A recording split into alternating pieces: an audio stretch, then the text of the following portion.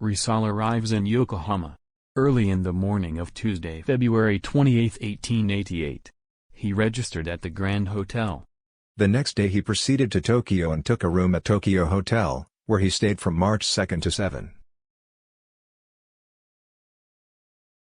Shortly after Rizal's arrival in Tokyo, he was visited at his hotel Juan Pérez Caballero, secretary of the Spanish League. The latter invited him to live at the Spanish legation. Rizal, being an intelligent man, realized that Spanish diplomatic authorities were instructed from Manila to monitor his movements in Japan. He accepted the invitations for two reasons: he could economize his living expenses by staying at the legation, and he had nothing to hide from the prying eyes of the Spanish authorities. Rizal checked out of Tokyo Hotel and lived at the Spanish legation. He and Pérez Caballero became good friends. One afternoon in March 1888, Rizal goes to a nearby park. As he approached the park, Rizal heard the Tokyo band playing and he was impressed by the superb performance.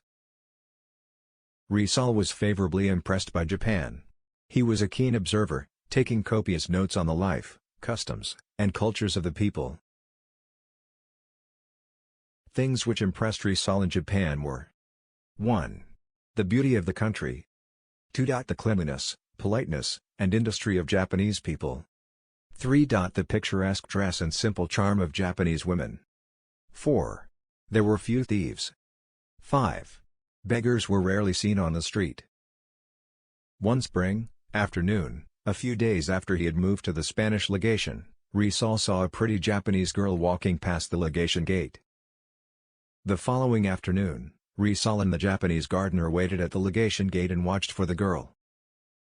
Rizal made inquiry among the legation employees and learned from one of them that she was Seiko Osui.